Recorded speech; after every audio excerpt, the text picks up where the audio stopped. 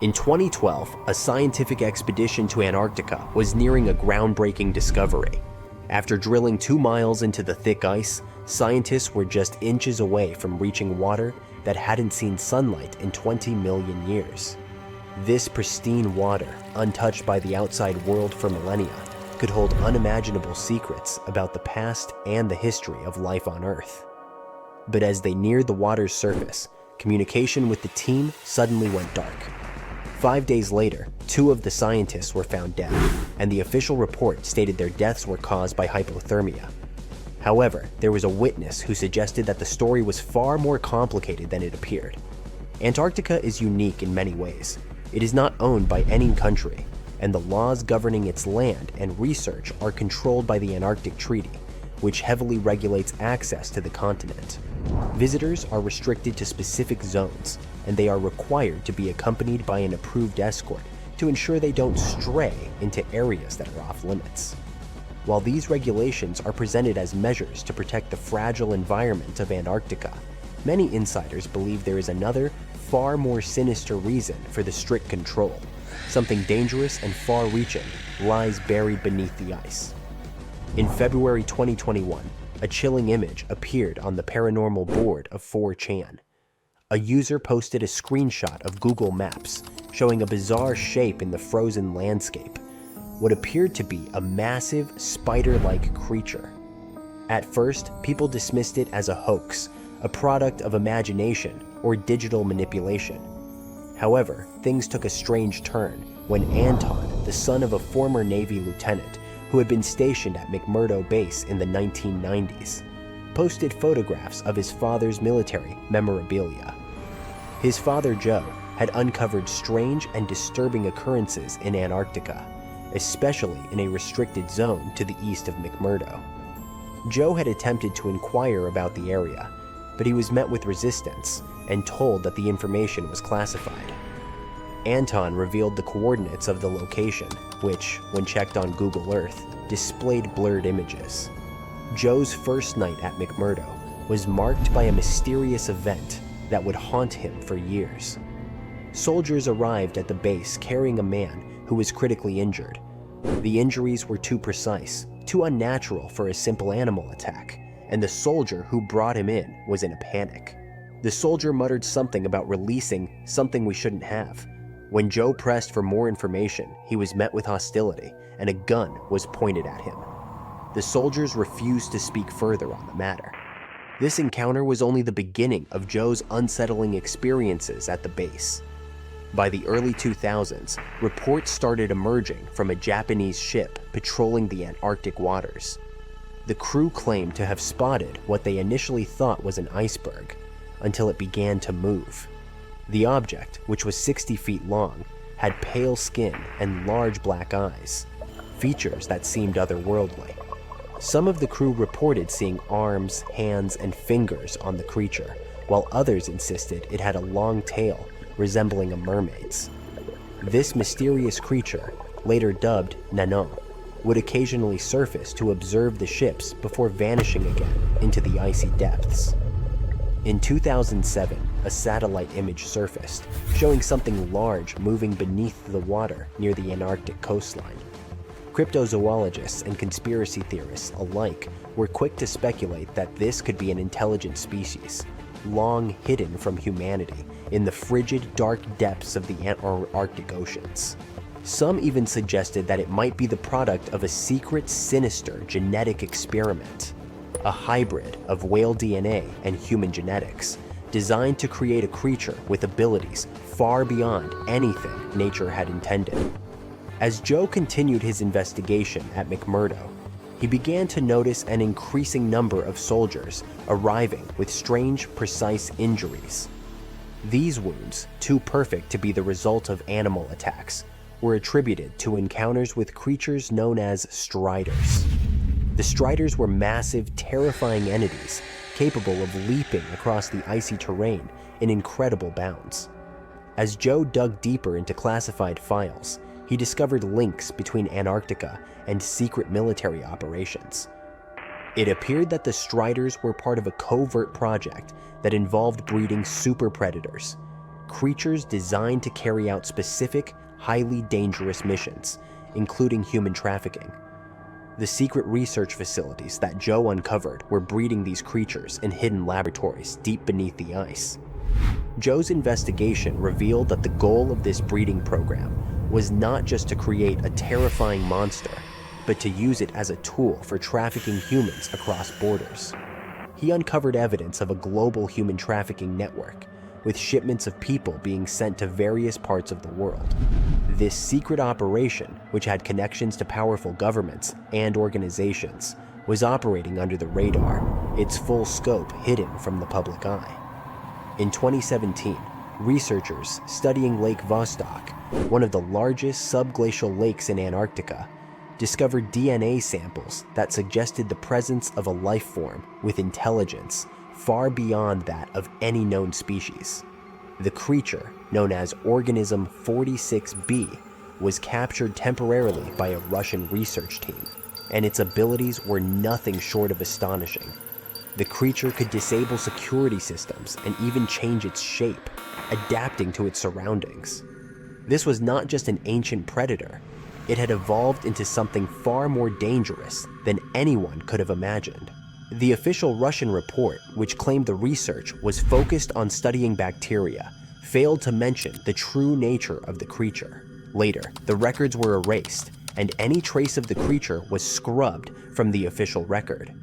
But Joe's investigation didn't end there.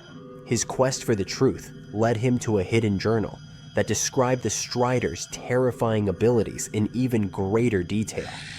As Joe pieced together the information, he uncovered evidence of a secret alliance between the US, China, and Chile, working together to create a monstrous army of these creatures.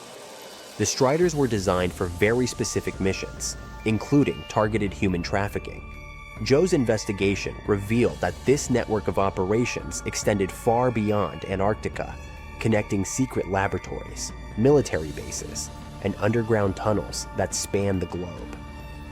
After Joe's untimely death, his son Anton discovered his father's old computer, filled with files that could expose the truth. Anton began the long process of recovering the lost data, but he quickly learned that others who had tried to reveal the secrets of Antarctica's hidden operations had been silenced.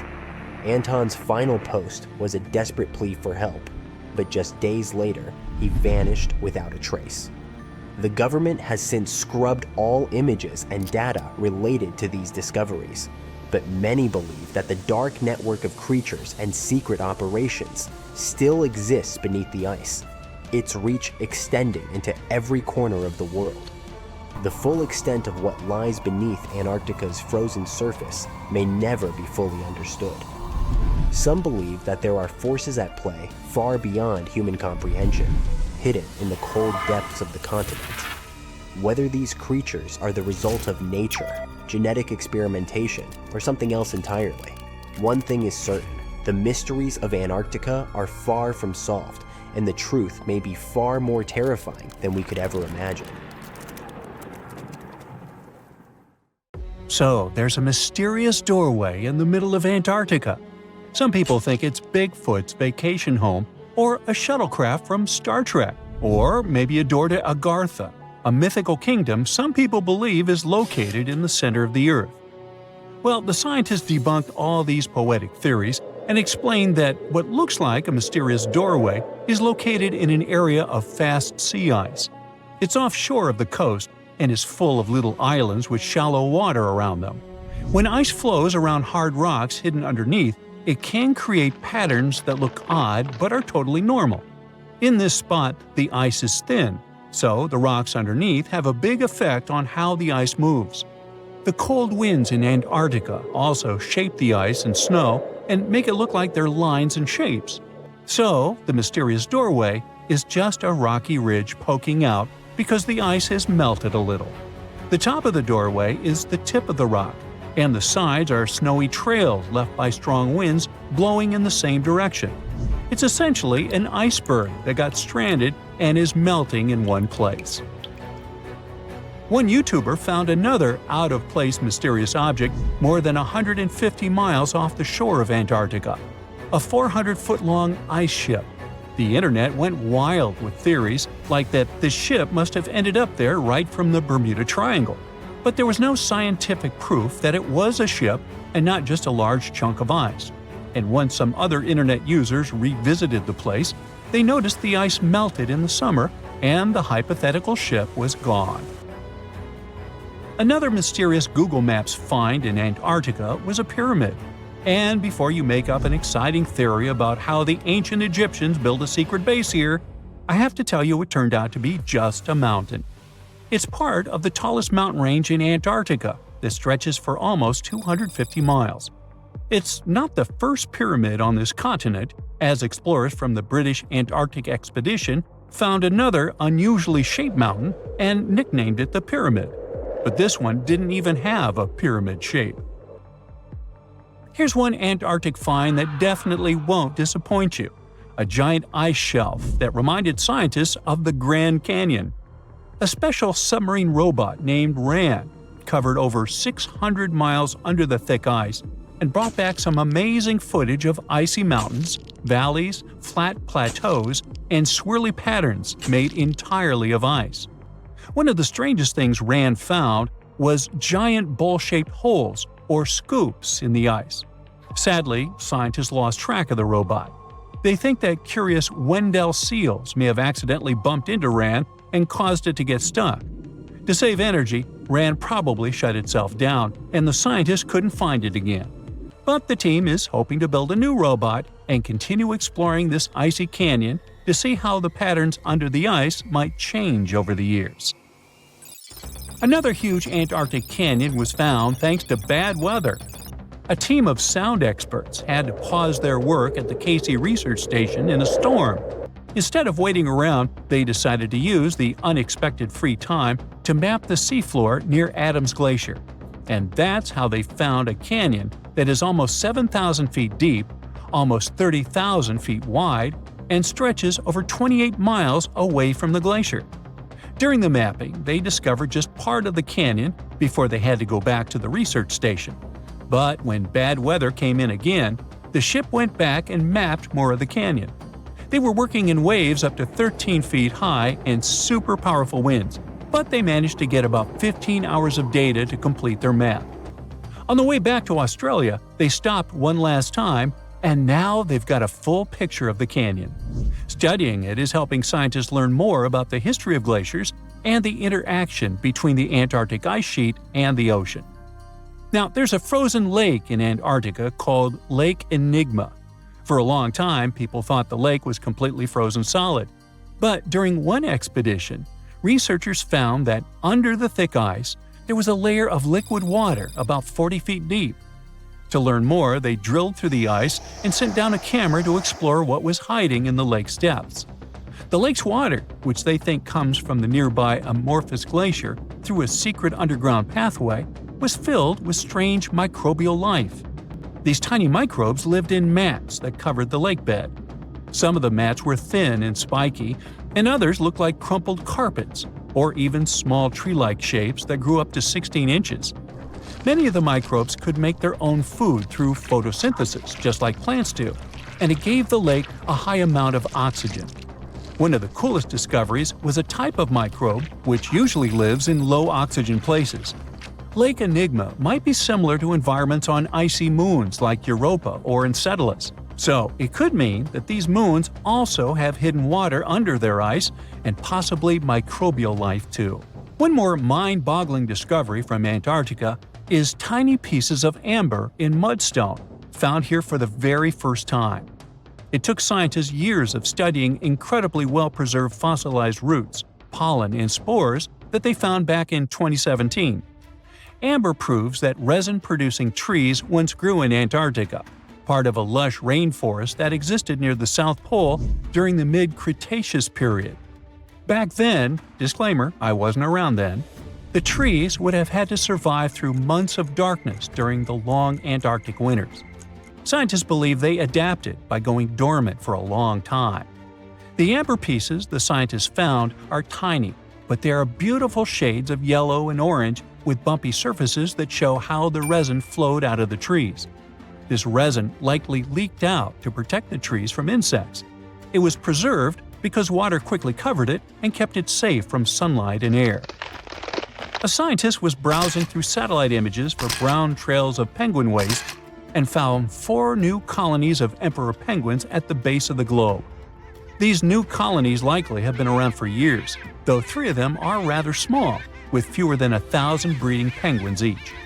One of the new colonies was found close to a place called the Lazarev Ice Shelf, where there used to be a larger penguin colony.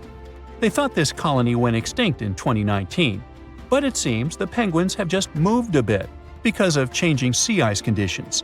So studying them can help us learn more about how emperor penguins adapt to changes in the environment. Now, there used to be a giant river system in Antarctica 40 million years ago. Researchers found proof of it after studying soft sediments and hard rocks from the frozen seabed. They looked at tiny bits of radioactive elements, like uranium and lead, and learned that the deeper dirt came from the time of dinosaurs. The dirt closer to the surface was younger and had an interesting pattern, like the kind you see in river deltas today, such as in the Mississippi River or Rio Grande. Scientists found tiny signs of life in the sand. The river that once flowed here started in the Trans-Antarctic Mountains and traveled 930 miles before it reached the sea. Researchers kept studying newer layers of dirt from about 20 million years ago. They hope this will help them predict what the Earth's weather patterns might be like in the future. Do you know that NASA explores not only stars, planets, galaxies, or black holes? Hard to believe, but yes. The agency also works on discoveries here on our home planet Earth. So what has NASA recently discovered? Is there life under the ice? While they were analyzing data recently, they discovered something unbelievable hiding under Antarctica's ice. And this discovery not only changes everything we know about the whole water system of the Earth, but it may also help with research about life in space. Humankind's existence might depend on understanding Antarctica and its secrets. So, the recent discoveries reveal vital information about our survival. But before we continue, let's see how much you know about this place, where it's only ice as far as your eyes can see. Antarctica is one of the world's 7 continents in the southern hemisphere.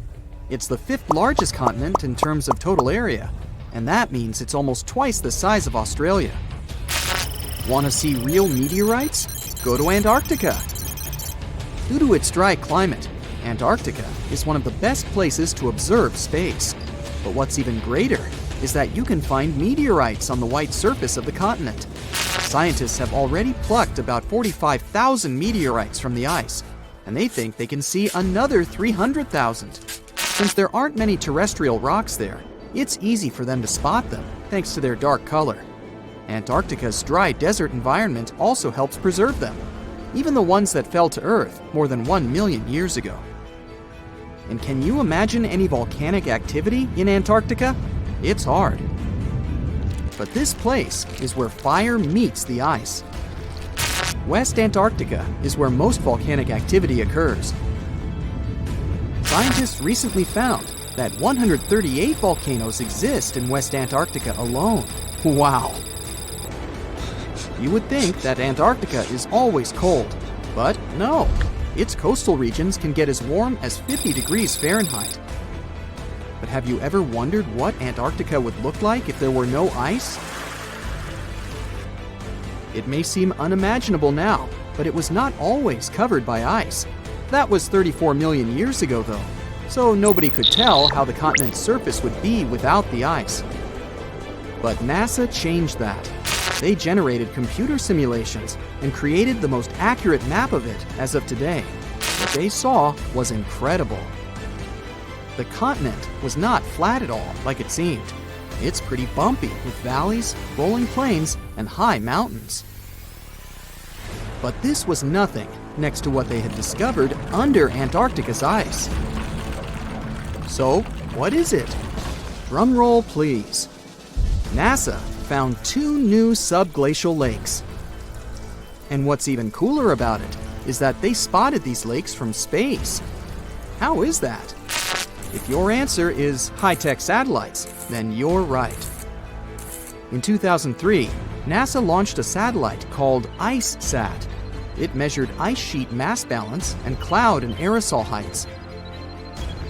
The satellite also helped create the ice-free map of Antarctica. In 2010, the European Space Agency launched the second satellite, CryoSat-2. It was for tracking the changes in the thickness of the ice. Then, in 2018, NASA launched the third one, IceSat-2, a follow-on to the IceSat spacecraft. It measured ice sheet elevation and sea ice thickness. It was NASA's most advanced Earth-observing laser instrument. It delivered the highest precision data. And when that was combined with the data from the other satellites, it was possible to spot these two new lakes near a pair of larger ones. But how is it possible that these lakes exist in the first place? The average thickness of most Antarctica ice is approximately 1.2 miles. However, it can get over 1.8 miles thick in some places, especially during the winter. So, you might think that there's nothing under there, but science says otherwise. It's not quite possible to see it with your bare eyes, but the continent's ice is slowly but constantly flowing in different directions under the force of its weight. But scientists could not figure out how water moved for many years. That started to change in 2007, when data gathered from the IceSat provided insight into what hides beneath the surface. They first discovered an entire network of meltwater lakes connected under Antarctica's fast-flowing ice streams, and there were hundreds of them. Scripps Institution of Oceanography glaciologist Helen Amanda Fricker figured that the elevation changes measured by IceSat happened because of the dynamics of these lakes. They did not hold meltwater statically. Instead, they were filling and draining continuously over time through a system of waterways. And as they did that, the ice above rose and fell. But where do they drain? The ocean, of course, and it drains a lot. A recent study, co-authored by Fricker, found that the drainage of one lake flushed as much as 198 billion gallons into the ocean in only 3 days. Countless mysteries about how nature works are still waiting to be solved. But finding the two new lakes will give scientists a better picture of how fast the Antarctic ice sheet will change as the climate gets warmer, and how this will affect global ocean currents and sea level rise. The filling and draining cycle of the lakes also cause the ice sheet to suffer cracks and crevices. So, the information they find from these new lakes will also give them a better understanding of the damage on the surface of the ice. They will also be able to assess how this filling and draining system influences the speed at which ice slips into the oceans and seas. And that means they can evaluate how the added freshwater may alter marine ecosystems. This discovery may also suggest whether life is under the ice. Wow! Scientists drilled through about 3,504 feet of ice and found that water samples taken from one of the lakes contained approximately 10,000 bacterial cells per milliliter. Such a high number of bacterial life is a good sign, because that means the icy waters might also support higher life forms, such as microanimals, and one of these new lakes might even be their home. But the most exciting thing is that the new lakes might help them understand whether life on other planets is possible. Scientists believe any life below the frozen surface of the planet Mars might follow the patterns seen in Antarctica's lakes. So, there is a possibility that they might find critical new information on the type of life that may have existed on the red planet. You wouldn't want to be there during the winter, though. The lowest temperature on Earth you can experience is negative 128 degrees Fahrenheit. In 2010, there was an even lower temperature of negative 135 degrees Fahrenheit, and you may feel this cold much worse due to the strong and dry winds. Did you know that the size of the ice surface on Antarctica also changes throughout the year? It's about 1.2 million square miles during the summer, but when it's winter, it grows to 7.3 million square miles. Yet, despite the change, it remains the largest piece of ice on Earth. Sorry, Arctic, you lose. Do you know these cute little penguins? Consider these animals the locals, because there is no native population in Antarctica. It's a no man's land, because no single country owns it. But do you know who really owns it? 5 different species of penguins, seals, and killer whales. Ha ha. Despite the continent's harsh conditions, you can visit it as a tourist for fishing and research purposes. Around 5,000 people reside on the continent during summer at research stations.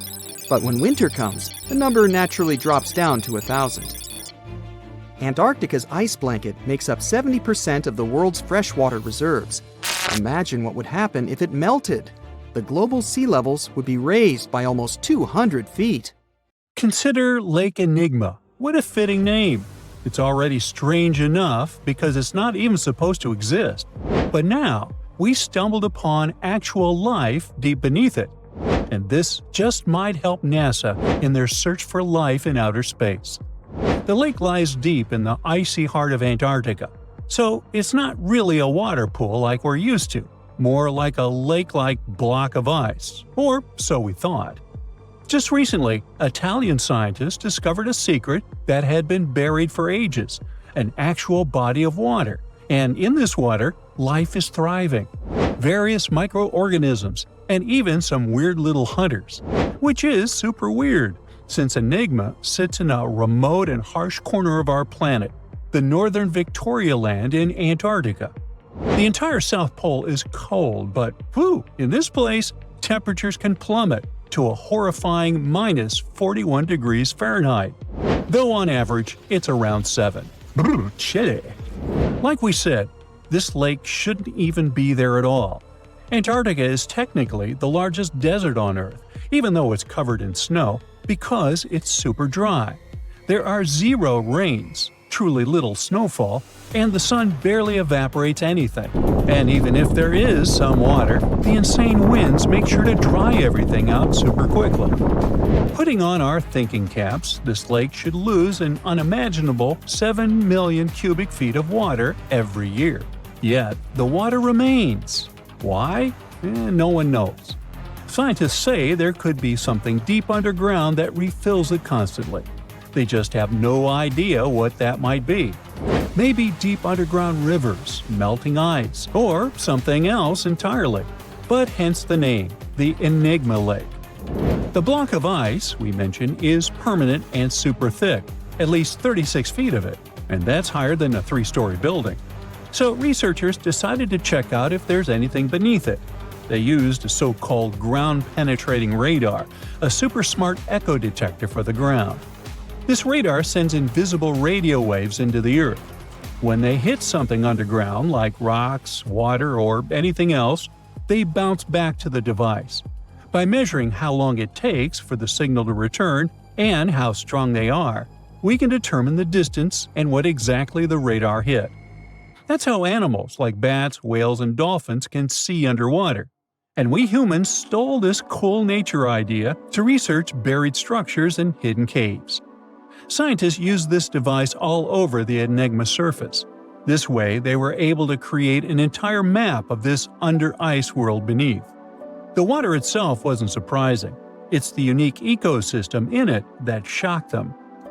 Unfortunately, no secret monsters or extraterrestrial secrets this time. But there are microorganisms there that may not exist anywhere else on Earth. Somehow, these creatures have managed to survive in complete isolation and extreme cold. It's not that we don't know these microorganisms, we've met them before, just not exactly like this. There are a couple groups hanging out down there. The first one is Bacteroidota. They love breaking down complex molecules, especially in your stomach, and help digest tough plant fibers. They mostly hang out inside us, but in the outside world, we might occasionally find them in soils and oceans. Then Actinobacteriota, genius chemists among bacteria. They decompose organic materials and help the soil get healthier. They're also famous for producing antibiotics, so we owe a lot of our medicine to them. The third one is Pseudomonadota. These guys weren't a surprise. They're crazy adaptable. They can thrive pretty much anywhere, from soil to water to the human body. Some of them are good, helping plants grow and in nutrient cycles, but others can be opportunistic pathogens. Ooh, bad guys. But what is actually a surprise is that Lake Enigma has tons of passibacteria. They're ultra small even for microorganisms and can barely do anything themselves. So they prefer to live in symbiosis or be little parasites, relying on their hosts for nutrients and other necessities. All these little chompers might be ancient. They could be remnants of a time before the lake froze over completely, which is hundreds of thousands of years ago. It's simply weird to encounter these bacteria in the Enigma Lake, especially the little parasites. Passibacteria usually love low-oxygen environments, but this lake is very oxygen-rich, not even mentioning an almost 40 feet of ice above. So all this means that even though we know who these guys are, this specific species might be new to us. They could have evolved with some unique adaptations and abilities using the lake's unusual chemistry. They probably rely on a super simple and delicate food web. Some of the microorganisms produce energy from light, well, whatever light gets down there, or the lake's chemicals. The symbiosis guys most likely survive by living on or inside their neighbors. Yep, these microscopic creatures hunt each other. Nope, things can't be peaceful even in a place like that.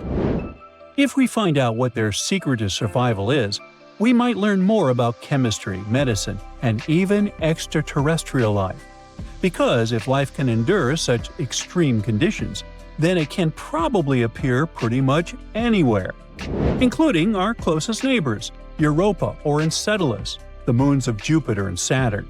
They definitely hide oceans beneath their frozen surfaces, and now there's a very high chance there might be some life there. Antarctica must be the closest thing we have to extraterrestrial exploration before we actually land on other planets. It's full of hidden mysteries and surprising creatures. Even outside of Lake Enigma, the South Pole harbors life. Just take the McMurdo Dry Valleys, which are often referred to as Earthly Mars. These are among the most mysterious and extreme places on our planet. They're stretching across Victoria Land in Antarctica, and this is one of the driest places on Earth. Makes sense if you remember the name.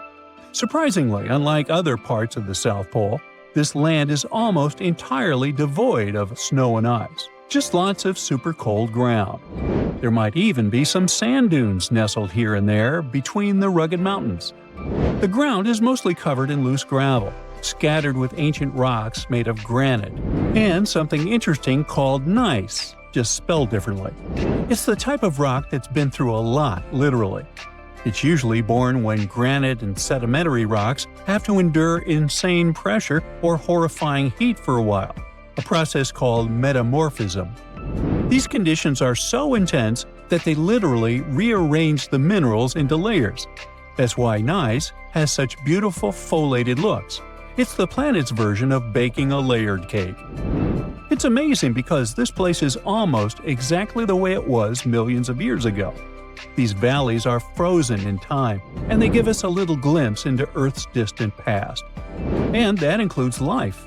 Once again, local winds are absolutely terrifying gusts of cold air racing downhill, and they evaporate snow faster than it can even melt. So, logically, you shouldn't find much water here, not even mentioning life.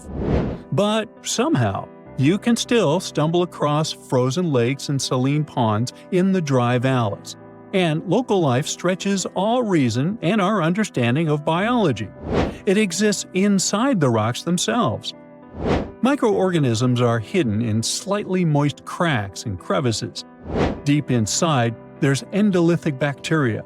These guys are super chill. Instead of moving around like other microorganisms, they always stay put inside their little rocky homes. How do they survive? Through photosynthesis. Just like plants, they take teeny tiny parts of light that gets in crevices and acts like little solar panels, getting energy from the sun.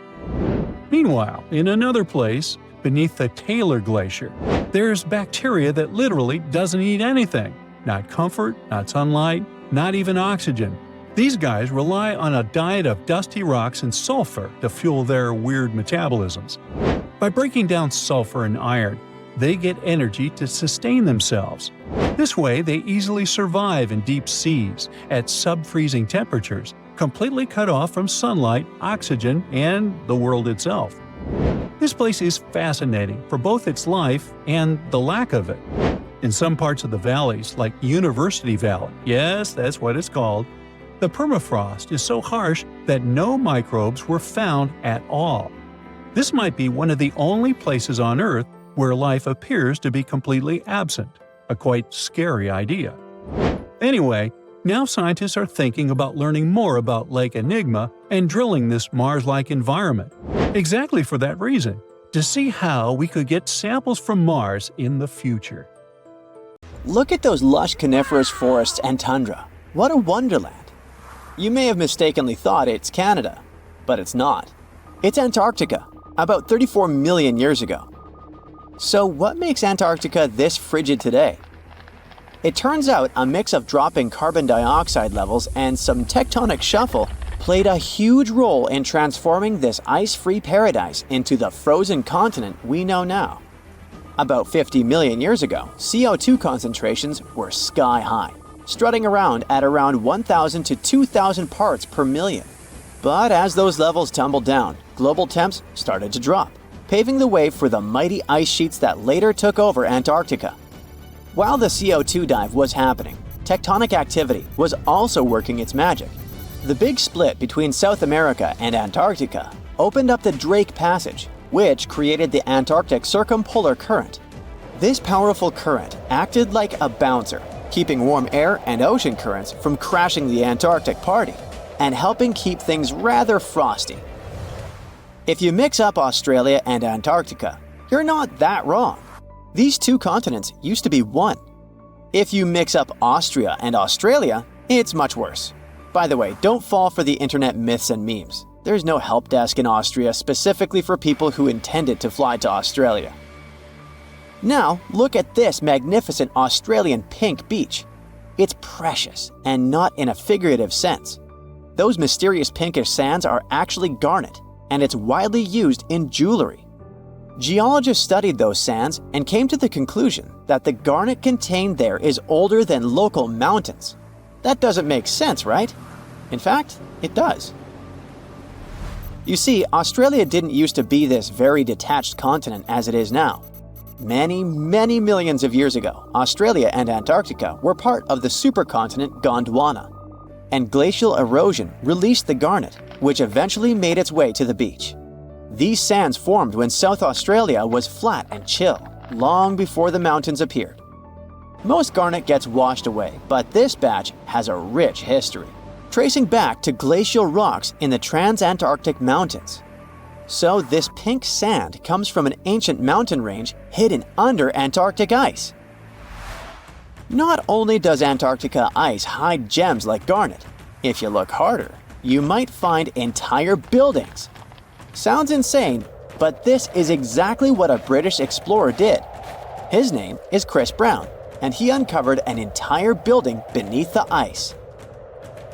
He was traveling to the pole of inaccessibility, and it all started with a bummer. Chris and his son had their plane broken. Suddenly, they spotted a lone bust peeking out of the snow. This place was an old meteorological station. Despite freezing conditions, Chris and his son Micah had a blast exploring. Chris is on a mission to conquer all 7 earthbound poles of inaccessibility and has tackled 5 so far. I guess you already know that Antarctica is the largest desert on Earth, much larger than the Sahara or the Gobi. Still, despite being the driest continent on Earth, it boasts a seriously weird waterfall. Nestled in the mesmerizing McMurdo Dry Valleys, it's 5 stories tall and looks like it's gushing blood. It's even called Blood Falls. It may look outlandish and even frightening, but its nature can be easily explained. The water that creates this crimson cascade was once a salty lake, but over time, it became sealed off from the outside world when glaciers formed on top of it. Now, this ancient water hanging out 1,300 feet below the surface has cranked up its salt levels to 3 times saltier than the ocean. This salt water is also loaded with iron and gets 0 oxygen or sunlight. When the iron-rich water trickles through a crack in the glacier, and meets the air, it rusts up, turning dark red. You may have mistakenly heard that no bug species belongs to Antarctica, but it's not exactly true, because there's this tiny Antarctic midge living there. Plus, there are some spiders too. Those aren't your average spiders hanging out in the darkest corners of your apartment. Those are critters lurking in the chilly darkness of the Antarctic ocean floor. These little marine creepers are actually arthropods and can stretch around 20 inches across. As if that wasn't bizarre enough, they also breathe through little holes in their legs. Quick question. What's the color that you associate most with Antarctica? I'm sure it's white. That's my association too. However, Antarctica may look like a slice of watermelon.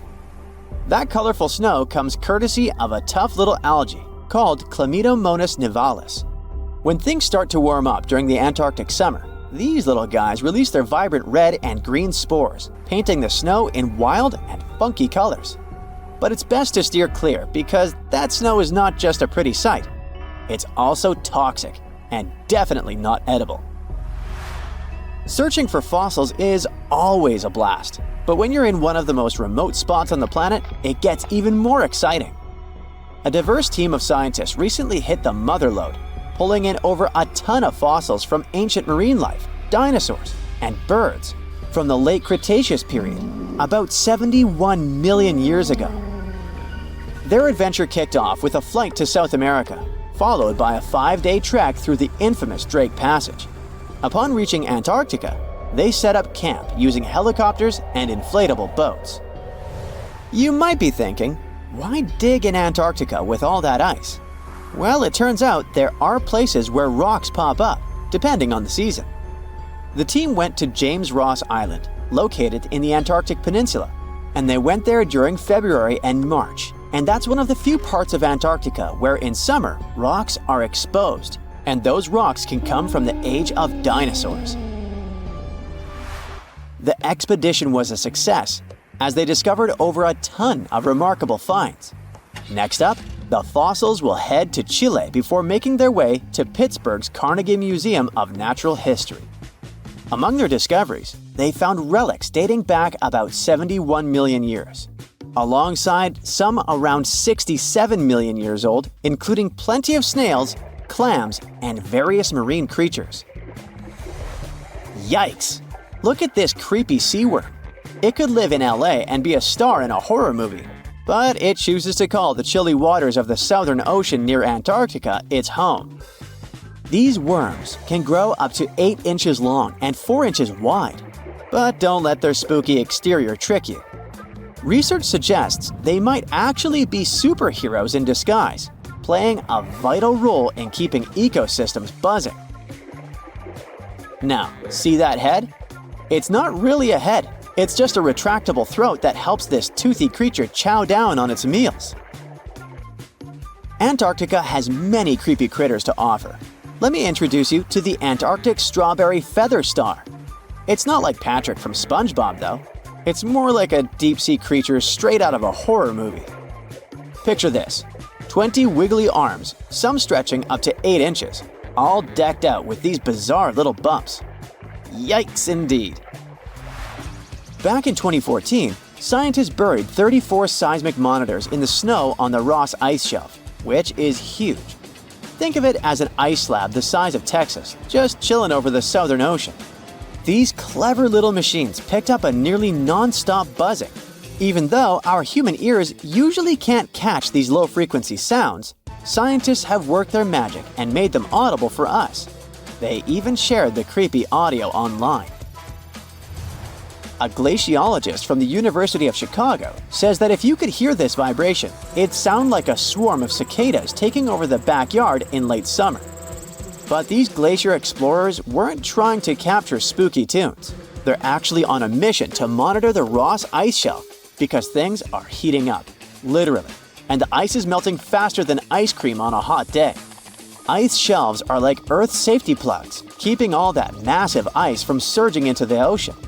So what exactly is making all that noise? It's likely just strong winds whipping across ice dunes, creating a kind of natural vibration. This sleek, state-of-the-art submarine named Ran was sent to explore the depths of Antarctica.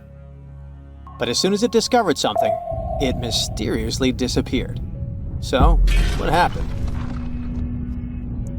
It all started when scientists wanted to explore one of the most remote and mysterious places on Earth, the Dotson Ice Shelf in West Antarctica.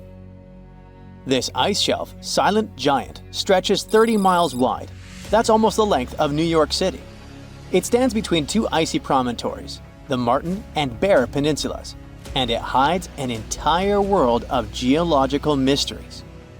If you think that Antarctica is nothing but a desert of super thick snow and ice, you're wrong. There are entire landscapes hidden deep down there. The underside of the Dotson Ice Shelf is a rugged, dynamic terrain shaped by the slow, relentless forces of nature. There are towering ice formations, deep troughs, and bizarre structures stretching for hundreds of feet. Scientists are super curious about it, but as you can imagine, this landscape isn't easy to explore at all. To find out more, we have to scan the area with satellites or try drilling through the snow, trying to collect the big picture, piece by piece. But these methods only gave us vague hints. The real breakthrough happened when scientists came up with the idea to let the submarines explore it. Autonomous submersibles could swoop deep into the icy waters beneath the Dotson Ice Shelf and tell us what's up down there. These robotic explorers have fantastic advanced sonar systems. It's that thing that bats or dolphins do. They can use sound to see the world. Basically, they send out sound waves underwater, and when those waves hit something like the ice shelf above or the seafloor below, they bounce back to the system. Animals feel how long it took for the sound waves to return and how they changed. And this helped them understand what's located where. For example, clicks that dolphins send out tell them where the fish are. We copied this crazy evolutionary trick and adapted it to our underwater exploration. Only our version is much cooler, with a higher level of precision, so we created detailed maps of the environment. The Rand submarine was one of those robotic explorers. It was named after the Norse deity of the sea. Ran had been meticulously programmed to navigate a treacherous landscape of Antarctica. But even with all this training, its journey led to an unexpected and eerie end. In 2019, Ran was sent to explore the depths beneath the Dotson Ice Shelf. It was a hero, the first one to go on a mission like this. The team said it was like seeing the other side of the moon. For 27 straight days, it worked tirelessly. It traveled over 620 miles beneath the thick ice. That's like a journey from Paris to Berlin. Ran went further and deeper than anyone could have imagined. At one point, it reached over 10 miles into the glacier's belly, and what it discovered down there was astonishing. Scientists thought there would be some smooth, uniform ice surfaces, but Ran revealed an underside marked by huge cracks, ridges. There were formations that looked like sand dunes, frozen in time.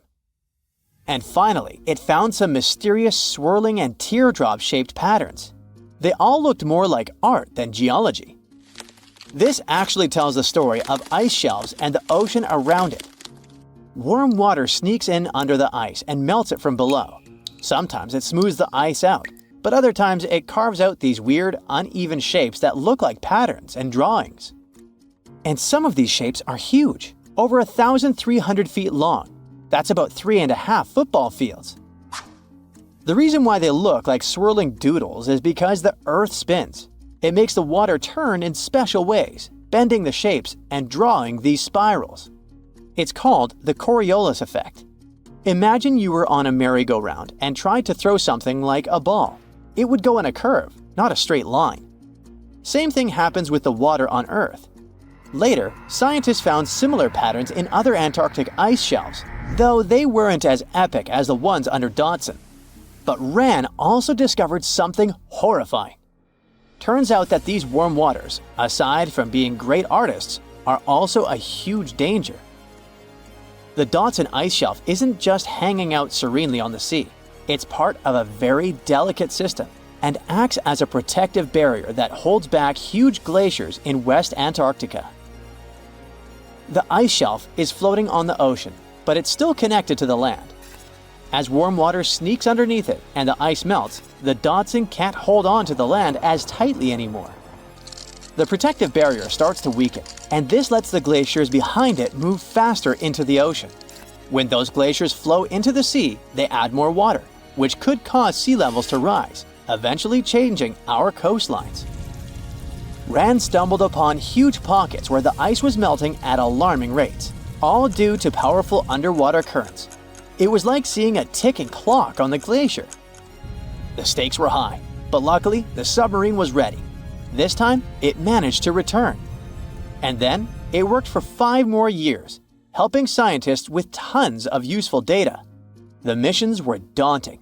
There could be periods where Rand slipped into the pitch-black cavity beneath the glaciers, spending 24 hours without communication. But it was mapping every peak and every valley. It gained experience from over 40 missions below ice. Then, in early 2024, Rand went on a mission to the Thwaites Glacier. The mission was bold from the start. This place is also ominously referred to as the Doomsday Glacier. It's called that because it's slowly melting and has the potential to raise sea levels worldwide if it collapses, causing catastrophes everywhere. That's why Rand was dispatched to explore its underbelly, a place that had never been mapped so intricately before. The idea was to uncover the glacier's secrets, study how rapidly it was melting, and why. This was Rand's second time exploring Thwaites. During the previous visit, it became the first sub to ever map the glacier's underside. Rand was exploring the depths from 650 feet to 1,650 feet. It sent a lot of data about how the Doomsday Glacier was slowly melting due to warm ocean currents. But while venturing into these icy depths, something went wrong. Out of nowhere, Rand vanished. Without warning, without a trace. One moment it was sending back crucial data, and the next, it had slipped into the abyss. No distress signals, no final transmission, and it didn't return to the point it was supposed to. People sent extensive searches, helicopters soared overhead, drones buzzed through the frozen skies, but no sign of the submersible emerged from the glacier's grasp. After a while, Rand's batteries would certainly run away. So at this point, it had definitely been swallowed by the abyss beneath 1,500 feet of ice. That was a huge and sad loss for the scientific team. The scientists at the University of Gothenburg are now looking to replace Rand and continue their important research under Thwaites. To this day, scientists have no idea what happened to it. Some say it may have been trapped in the ice. Others believe it was pulled away by an unseen current. It also might have collided with something unexpected. Whatever the truth is, its disappearance has left scientists stunned, and it looks like the ice shelf will hold on to its secrets a little longer. At least we gained a treasure trove of knowledge from Rand's journey. Scientists keep exploring Antarctica, looking for history that hides under the snow. For example, they discovered that around 90 million years ago, a lush temperate rainforest thrived near the South Pole. They revealed an ancient world far warmer than they ever imagined. Deep in Antarctica, they unearthed fossilized roots, pollen, and spores preserved in the soil. All this shows that there was a swampy rainforest that flourished despite months of polar darkness. All these discoveries changed our understanding of Earth's climate, both in the past and the future. We've all dreamed of visiting the Arctic and witnessing the natural wonders of polar bears frolicking on ice floes or the aurora borealis dancing across the sky. Well, sorry to break it to you, but you won't find any tourists flocking to Antarctica anytime soon. Why, you may ask? Let's dive into it. First off, where is Antarctica? It's located in the southern hemisphere, specifically at the South Pole. The Southern Ocean surrounds it, and most of the continent is covered by ice, making it one of the most remote and frigid places on Earth. Now, have you ever met someone who's visited Antarctica? Probably not. It's one of the least visited places on the planet, and only a handful of lucky explorers have seen its interior, which is mostly made up of glaciers and ice fields. But trust me when I say the wildlife and scenery are out of this world. Why shouldn't you travel to Antarctica? Well, for starters, the environment is incredibly fragile and can be easily damaged. Plus, there are no native human populations on the continent, so your travels would essentially be like visiting an uninhabited island. And let's not forget that it's also one of the most expensive destinations to travel to. Despite all that, Antarctica is not exactly guarded like a fortress, but there is an international agreement called the Antarctic Treaty. This treaty was negotiated to prevent any unwanted activity on the continent and bans some forms of testing done there by member states. But the primary reason we can't just waltz into Antarctica is that it has a delicate ecosystem that needs protection. The treaty states that Antarctica should be used for peaceful purposes only and should be free from any human activity that could harm the environment. Scientists are still learning about the continent's unique ecosystem, and our activity and machines could disrupt the delicate balance that exists there. If you're still itching to go to Antarctica, getting permission isn't exactly a walk in the park. US citizens, for example, need to complete a special form and send it to the Office of Ocean and Polar Affairs. And once you're there, you'll need to follow some strict guidelines to protect the environment, like not disturbing any wildlife or taking souvenirs like rocks, plants, or animals. Now, technically, can you live in Antarctica? While there are no laws banning people from living there permanently, it's a very inhospitable environment and unsuitable for human habitation. Temperatures can reach -76 degrees Fahrenheit and below, making it nearly impossible for anyone to survive without the proper equipment and experience. Plus, the nearest piece of land is over 1,000 miles away, making any inhabitants completely cut off from the rest of the world. Who knows? Maybe one day we'll get the chance to visit this unique and fascinating continent. But until then, let's admire it from afar. Let's now talk a bit about the discovery of Antarctica.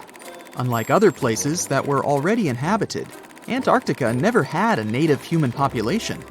Ancient Greek philosophers had an idea about the continent and called it Antarctos, meaning opposite the bear.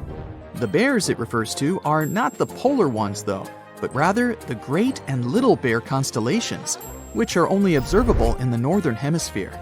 As a result, the term signifies the opposite of the land of the bear. Whaling and sealing voyages in the late 1700s and early 1800s would venture further south when rounding Cape Horn at the tip of South America. It was known that going further south often meant stronger winds, but also the risk of hitting floating ice of all sizes and of winds and seas that could prove dangerous to the ship and crew. Captain James Cook was the first to cross the Antarctic Circle on January 17, 1773, in the Ross Sea region. He reached a point further north a year later, and though he didn't sight land, he came to within 50 miles and saw deposits of rock held in icebergs, indicating that a more southerly land existed. The first sighting of Antarctica is widely acknowledged to have taken place in January of 1820, during the voyage of two ships under the command of Captain Fabian Gottlieb von Bellingshausen, as part of a 2-year exploratory expedition around the world to discover new lands. The captain's ships were the first to have crossed the Antarctic Circle since Cook. The first undisputed landing on Antarctica didn't happen until much later, on January 24, 1895, at Cape Adare during the whaling voyage of the ship Antarctic, led by Henrik Bull. A small boat with 6 or possibly 7 men on board rowed ashore during calm conditions. You might not believe it, but Antarctica is actually a desert. With all that ice, you'd think it'd be like a winter wonderland with snowball fights and hot cocoa all day long. When we think of deserts, we picture camels and cacti and people struggling to find water. But in Antarctica, it's a whole different story. The struggle isn't to find water, it's to find anything that's not covered in ice. And the average rainfall has been just over 0.4 inches in the past 30 years. That's like a few drops of rain compared to what we're used to. So technically, it's not the dunes or sizzling heat that makes a desert, well, a desert. It's the lack of precipitation. But don't worry, If you ever find yourself lost in Antarctica, you won't have to worry about getting thirsty. Just make sure you bring a jacket and some mittens, because it's cold enough to make you into a popsicle. Not only is Antarctica one of the driest places on Earth, but it's also the coldest, the windiest, and the highest. Talk about overachieving. The penguins and scientists down in Antarctica have at times found themselves in a bit of a pickle when it comes to time. You see, unlike the rest of us on this big blue planet, there is no Antarctica time zone. All the lines of longitude meet at a single point at the South Pole, making it a bit of a head-scratcher when trying to figure out what time it is. Now, you might be thinking, but how do the scientists and researchers keep track of time down there? Good question. They typically stick to the time zone of the country they departed from. However, with stations from all over the world on the Antarctic Peninsula, things can get a little wacky. Imagine trying to coordinate with your neighboring countries without accidentally waking them up in the middle of the night. You might think that not much could survive in a place where the temperature is extremely cold, the sun barely shows up, and the wind could blow you away faster than a tumbleweed. Well, as in many places on Earth, life found a way in Antarctica too. Believe it or not, this frozen continent is buzzing with activity. It's home to billions of krill, which in turn attract lots of seals and more penguins than you can shake a fish at. But don't let their cute and cuddly appearance fool you. Penguins are the ultimate swimmers, with streamlined bodies that would make Olympic medal winners jealous. They come ashore to breed and chill, but their real talent is stealing pebbles from each other and forming mathematically precise huddles to stay warm. Antarctica is also home to the largest species of penguin on Earth. It's called the emperor penguin. Sure, these creatures are flightless birds, but that doesn't mean they can't jump. In fact, some of them can leap up to 120 inches. And let's not forget about the seals. With their furry bodies and special songs, these marine mammals are protected by the Antarctic Treaty, and they're thriving in the cool waters of the Southern Ocean too. But the real stars of the show are the whales.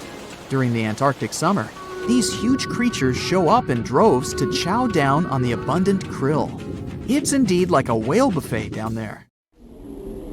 They say it's safer to get someone on the International Space Station than to evacuate someone from Antarctica in the winter in case of an emergency. So if you're wondering what it's like to be an astronaut but aren't ready to leave the Earth, consider the career of an Antarctica explorer. The desert conditions around the South Pole are much like those on Mars. The lowest temperature ever recorded here was almost minus 129 degrees Fahrenheit. You can find more meteorites here than anywhere else on Earth. Plus, there isn't any sunlight here for 6 months every year, just like in space all the time. So, NASA scientists use this land to test their space robots, to design the best astronaut meal plans, and to know what it would feel like to fly to another planet in complete isolation. The first people came here to stay on purpose for the whole winter in 1899. All 10 of them lived in a small cabin made of pine wood that was only about the size of 2 bedrooms. The windows were boarded up, and the roof was covered in sealskins. Heavy coal held it down to stop the wind from blowing it away. Even though it was tough, all the men survived except for one. More than 100 years later, the little hut is still standing and is the oldest building in Antarctica. Today, Antarctica has over 40 research stations that are open all year, and about 60 more that are used only during the warmer months. In the summer, up to 5,000 people live here doing their research. The places where they stay are much more comfortable than they used to be. No need for sealskins anymore. Belgium's futuristic Princess Elizabeth Station stays warm using sunlight and heat from people and electrical appliances. It's covered in shiny metal and built on strong rocks, with walls that are more than 1.5 feet thick. These walls have 9 layers of different materials like wool, paper, and wood. The temperature inside stays at a comfy 68 degrees, even when it's freezing at minus 58 outside. The eco-friendly station uses wind turbines and solar panels for power, and it makes more energy than it really needs. Brazil's Comandante Ferraz station is divided into 3 levels, kinda like a themed hotel. The top part is 30 feet tall and has bedrooms, restaurants, and other facilities to live comfortably. The middle part, which is almost 20 feet tall, is used for science experiments and maintenance. The lowest part, about 8 feet high, is where they store things and park vehicles. It also has video conference rooms, libraries, and living rooms. The station's height can be adjusted depending on the temperature and melting ice, so it stays safe and comfy for the people living there. This design also helps to minimize the impact on all the wildlife around it. Another interesting station is Britain's Halley 6 Antarctic Research Station, which looks like a robot from Star Wars. It's made up of 8 separate sections. The station sits on tall legs that allow the wind to blow the snow away. This way, it isn't stuck to the ground. The bottom is shaped like sleds, so they can move the station around when needed. This is important because it sits on a huge moving glacier, which slowly pushes it towards the sea. The station sleds let it be moved back regularly for important studies, like observing the atmosphere. This is the first research station that can be fully moved like this. Some scientists don't stay at research stations, but live in tents on the ice for days. They spend around half of the time trapped inside because the wind blows some serious amounts of snow on the tents and blocks the exit. They say it feels like exploring space. One earthly question, though, is how they use the bathroom while out exploring in Antarctica and not at a research station.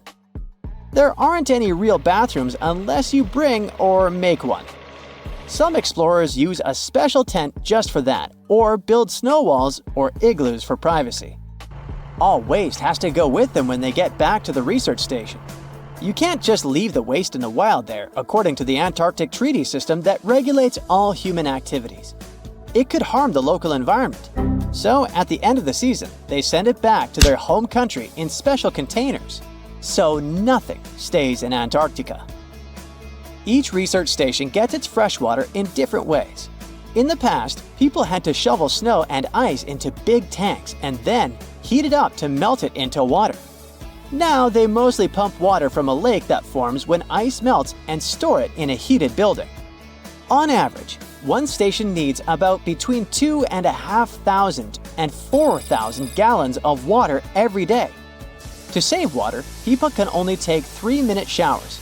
When water is running low, they might only be allowed to shower every second or third day. Building new constructions in Antarctica isn't exactly easy because of snow that can pile up as high as a 1-story building, super strong winds blowing at 85 miles per hour with even faster gusts, and temperatures dropping really low. The weather only allows transportation for about 12 weeks each summer, so some stations take years to finish. Storing everything once it arrives is tricky too, because there's not much space and the weather is extreme. Most materials stay in their shipping containers, and for things that need to stay warm, they bring special heated storage containers. So, architects have to get creative with designs and try to use less building material. India's Baradi Polar Base, for example, is made from 134 shipping containers. These containers were used to bring the materials to Antarctica, and then they became part of the building itself, covered with a special insulated shell to keep it warm. In the future, scientists might build Antarctic bases that don't need much material from outside at all. In 2009, David Garcia from a Danish company had a cool idea called the Iceberg Living Station. This would be a base with many rooms, big enough for 100 people, dug right out of the packed snow or icebergs that have broken off from the ice shelf. A group of scientists from different countries spent 26 weeks together in the Rothera Research Station. Among them were a couple of Americans, an Icelandic mechanic, a few Germans, some Scots, and a Welsh speaker. They rarely had a chance to contact their loved ones back home because it was too expensive to call on the satellite phone. With just each other for company and not many things to do for fun, they talked a lot, during work, breaks, and while playing pool. They discussed everything, mostly weather, like the wild weather and icebergs. They all used English for communication. Over time, their accents started to change. They didn't notice it at first, But they were part of an experiment where they recorded their voices regularly. They would say the same 29 basic words, like food and coffee. When the recordings were sent to a team in Germany, they found that some of the words were pronounced differently. It was clear that a new accent was starting to form. They started to pronounce the OU sounds in words such as flow and disco differently. We normally pronounce it from the back of the throat, and in their case, it shifted to the front of the mouth. 6 months isn't such a long time when it comes to language changes, but such things happen when people are cut off from others. When they talk to each other a lot, they remember how the other person sounds and start copying it without even realizing it. This could help us understand why American and British English became so different. The people on the Mayflower were in similar circumstances. They were isolated when they traveled to North America. If you want to speak like an Antarctic winterer, here's some of their slang you can quickly learn. Fodplod means picking up rubbish. Fod stands for foreign object debris. If someone tells you it's a dingle day today, they mean the skies are clear blue. A smoko is a tea or coffee break. Gonk means sleep. And my absolute favorite is fox hat. It means the base cinema night. So what comes to your mind when you hear the word Antarctica? Most likely, cold, snow, ice, and penguins. Yet, this is one of the least explored regions in the world that hides many strange and unique things. Check them out. You don't have to go to Antarctica to see this weird thing. All you need to do is open Google Earth and move to one of the southernmost islands of Antarctica, King George Island. Recently, internet users have noticed a large and pretty strange cave entrance there. Where does this wide, dark passage lead? People started making suggestions.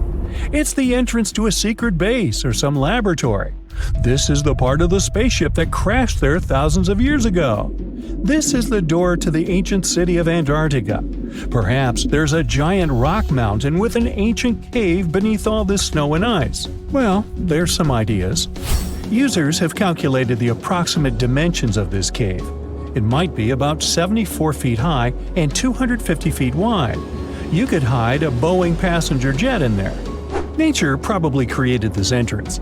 This is a logical explanation, but there are two strange factors. First, take a look at the foot of the mountain. It seems that there are steps there. They're dark in color, as if they're made of stone. And if you look closely, you can notice something similar to human footprints. Has anyone entered this cave? Or maybe someone is still living there now. The second oddity is the disappearance of the mysterious finding. For the first time, people noticed it in a Google Maps snap in 2007. Then the entrance disappeared. Then it reappeared a few years later. After that, it vanished. And in 2022, people saw it again. Perhaps old snow melts, a new layer falls, and then the wind blows it away and the cycle repeats. But the alleged steps leading deep into the cave make one doubt the natural origin of this tunnel. You can easily find the coordinates on the internet and visit the cave via Google Earth. You might see something there and tell the world. There's another strange thing people discovered with the help of Google Earth. In 2020, one user found a strange object that looked like a giant ship 100 miles off the coast of Antarctica. It was covered with ice and snow and lying on its side. It looked like a cruise ship. You could notice the windows, the deck, and the bridge. But not all people agreed with this. Some claimed it was a spaceship. Others said it was some kind of secret building. The user who first noticed the ship stated that its size was about 400 feet, which is the perfect length for a passenger vessel. But what is this ship doing in such a remote place in the middle of a glacier? How did it get here? Who was its captain? No one has found the answers to these questions yet. In 2016, people using Google Earth discovered a photo of an unknown sea monster floating off the coast of Antarctica. This creature resembled a giant squid with a length of about 200 feet. This is slightly shorter than 3 train cars. Just imagine this kraken swimming in Antarctica's dark, icy waters and dragging to the bottom everything it meets on its way. Maybe it's the great and terrible Chulu, or one of its offspring. You will quickly notice this blood-red waterfall among Antarctica's endless, dazzling white landscapes. Don't worry, it's not blood. For many centuries, the waterfall has been painting snow in a bright red color. The stream flows straight out of a white iceberg. Let's look inside and find out what's happening there. Millions of years ago, there was a small crystal-clear pond, but then a glacier formed around it. A thick layer of ice and snow blocked sunlight, heat, and oxygen access. For millennia, the reservoir remained in this cold vacuum. But at one point, the water made a hole in the icy wall and broke out. When this salty water comes into contact with oxygen, it immediately turns scarlet or rusty.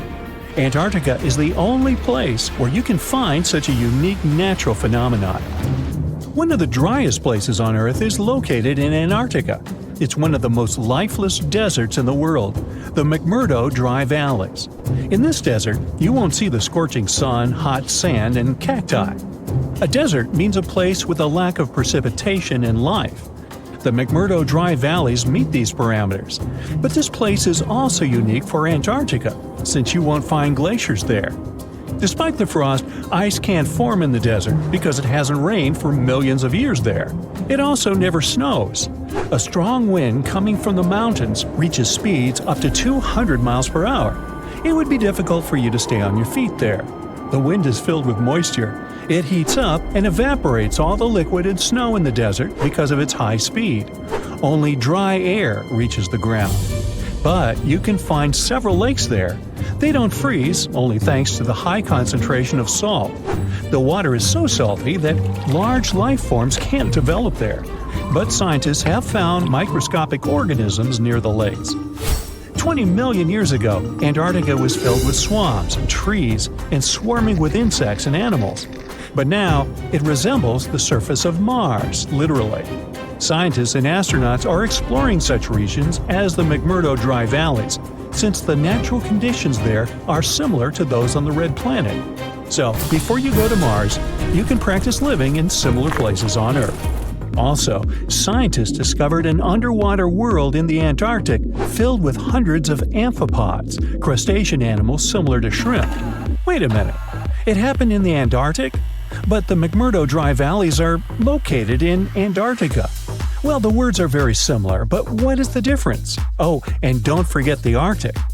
The Antarctic is the region in the southernmost part of Earth that houses the continent of Antarctica, and the Arctic is another land altogether. They have the same natural conditions, frost, ice, and snow, but they're located in different parts of the planet. The Arctic is at the North Pole, Antarctica is at the South Pole. Now, back to the discovery. Scientists put forward theories that the ice of the Antarctic hides a vast network of freshwater rivers and lakes. And in 2022, they found a new ecosystem. Researchers explored the Antarctic Ross Ice Shelf and its underwater rivers. This is a massive piece of ice floating in the ocean. A team from New Zealand used a special drilling rig equipped with a hot water supply to drill a hole 1,640 feet deep. That's more than the height of the Empire State Building. Then, they lowered some video cameras and saw thousands of crustaceans swimming in different directions. So it seems they're very unorganized. In the waters of the Antarctic, you can also meet some of the scariest creatures on the planet. These are sea spiders. They got this name because they resemble land spiders, but they're actually a species of marine arthropods. And unlike land spiders, those in the ocean are much larger. They look like 8 strong legs without a body. One such spider can be a dinner plate in width. Some of them have no eyes and have proboscises instead of jaws. Sea spiders are poorly studied because they live in deep, cold waters. Antarctica hides many little-known animals.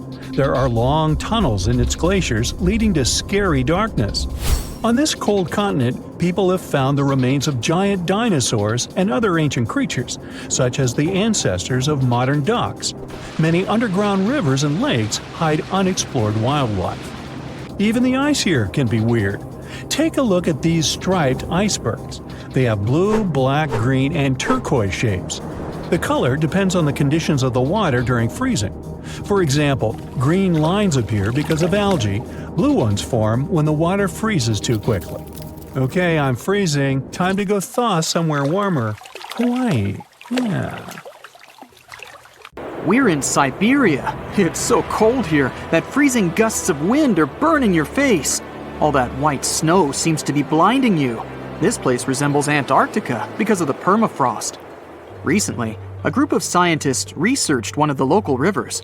With the help of a drilling rig, they extracted several samples of frozen soil. The scientists were shocked to find living creatures inside the ice.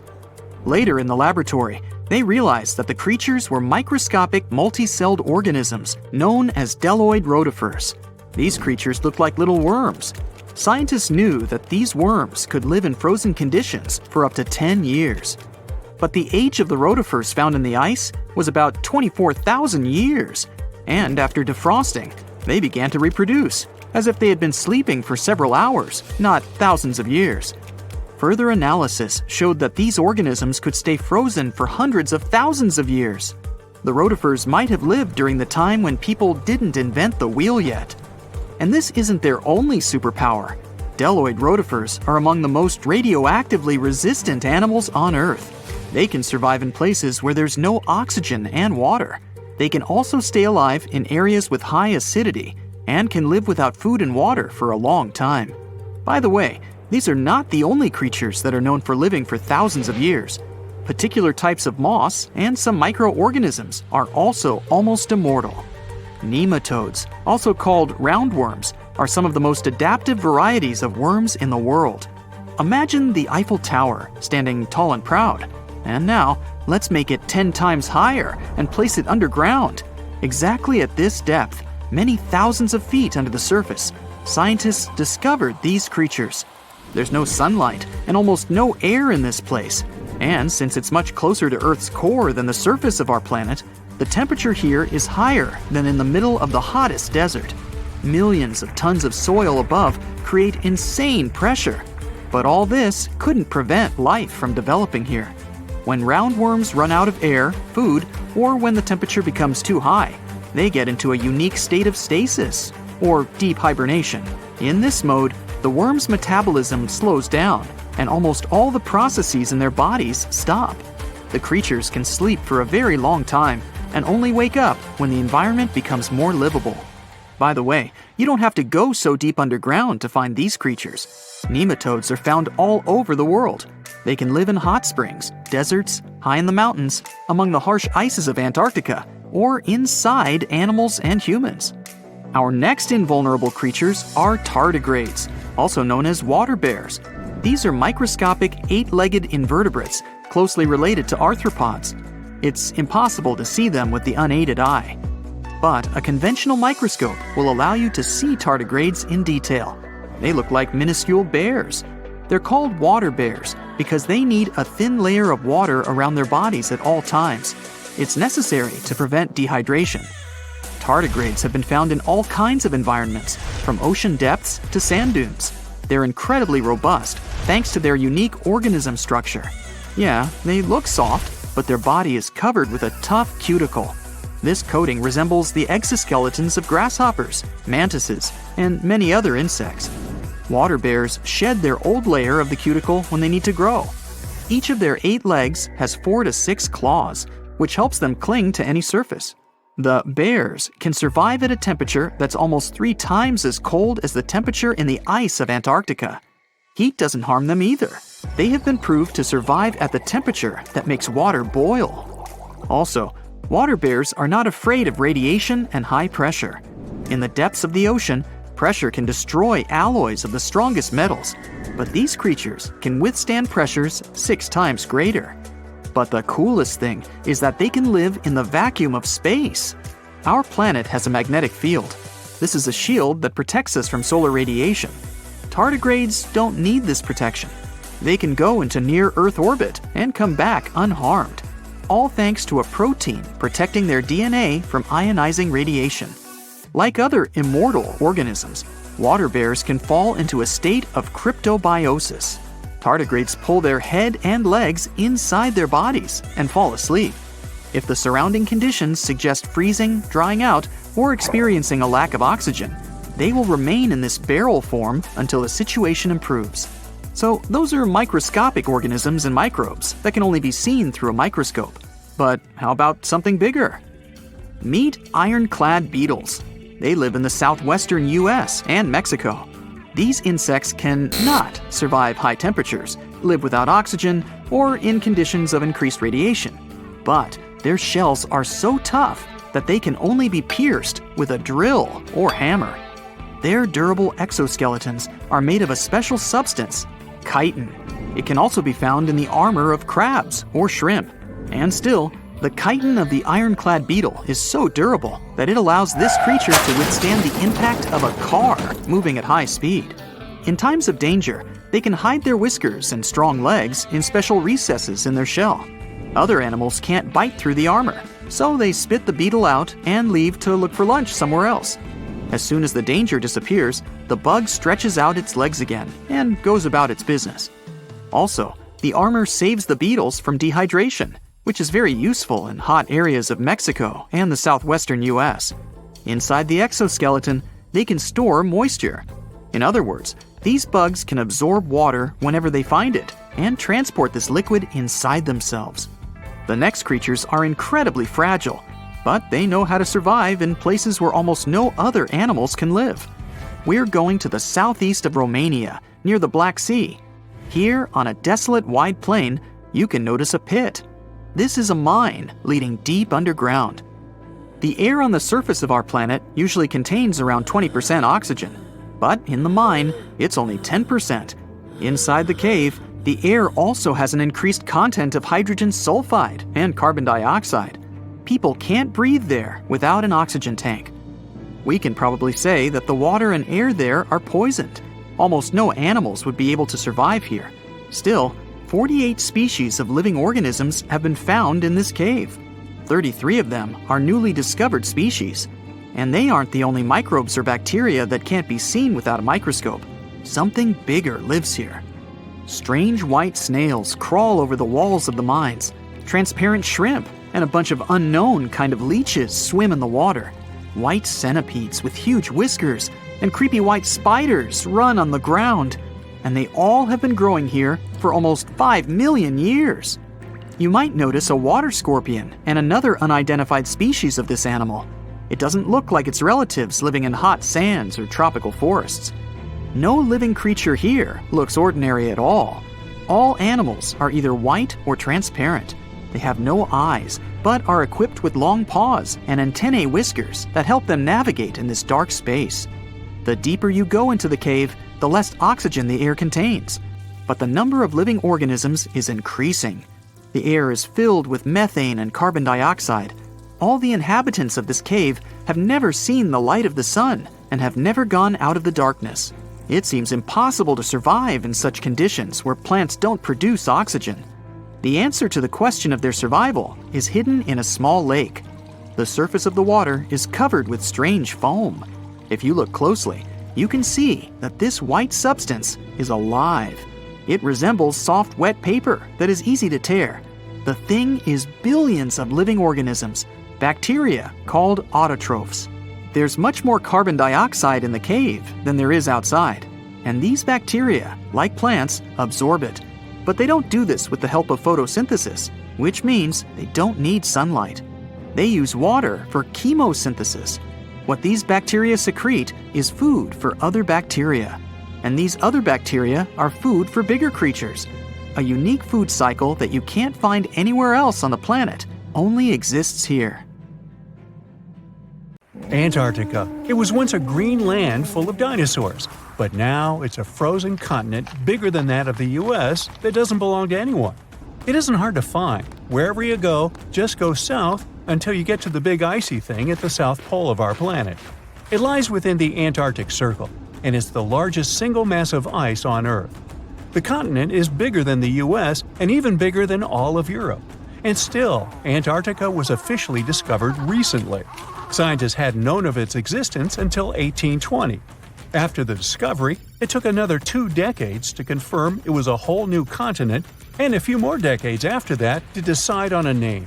In Antarctica, anti means the opposite, so Antarctica literally means the opposite of the Arctic. Now, even before scientists discovered the land, ancient Greeks already theorized that there must be a southern continent to balance out the Arctic in the north. Also, some scientists who studied Polynesian artwork and oral history believe that Polynesians found the continent over a millennia before the Europeans did.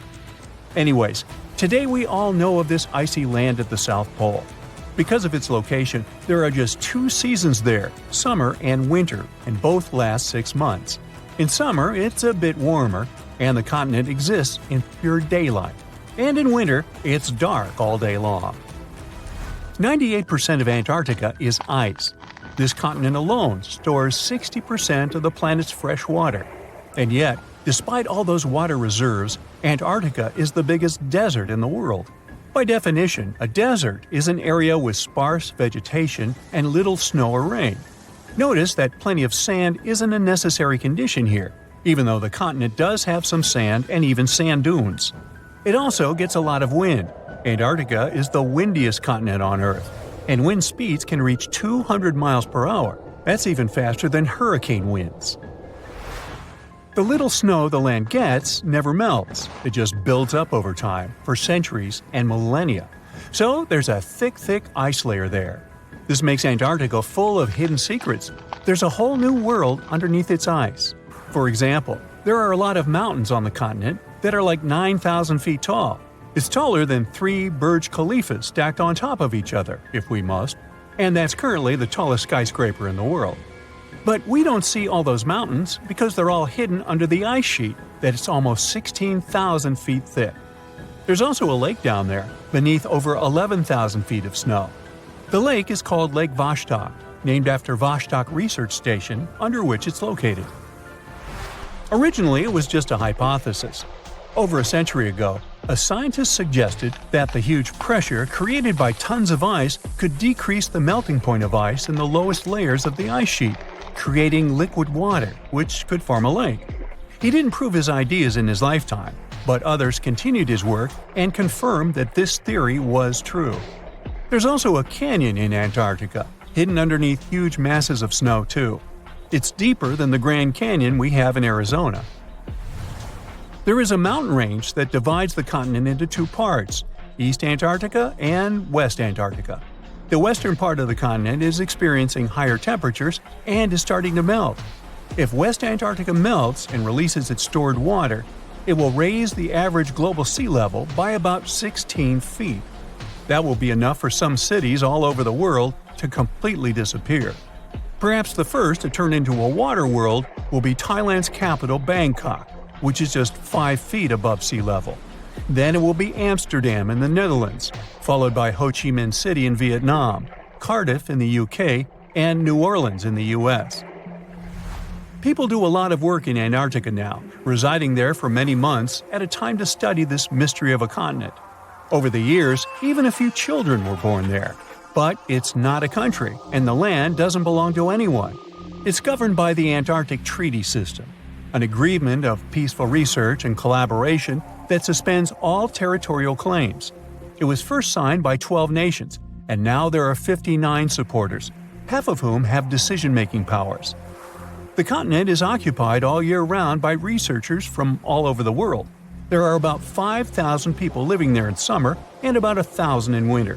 Yet no one is a permanent resident there. People come and go, and the scientists take turns spending time there. The average yearly temperature there is negative 30 degrees. But there was a time when Antarctica was about as warm as Melbourne, Australia is today. It was about 40 to 50 million years ago. I wasn't around then. But the continent had green forests and dinosaurs roaming its land, chilling in the sun in a 63-degree Fahrenheit environment. That was before penguins. In our age, it's so cold that you won't even find any trees or bushes in Antarctica, just the snow.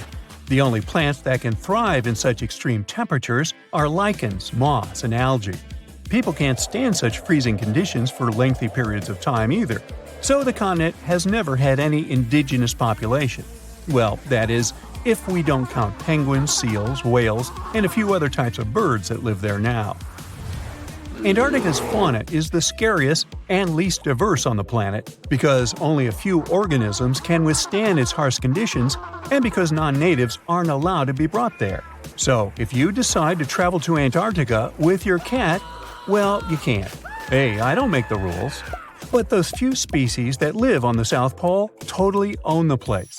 There are no more than 5,000 people there and around 20 million penguins. They are a kind of settlers, though.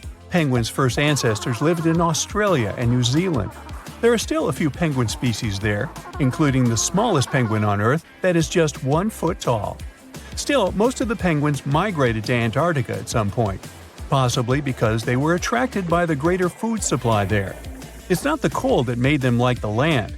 It turns out, most penguins leave the continent when the summer ends.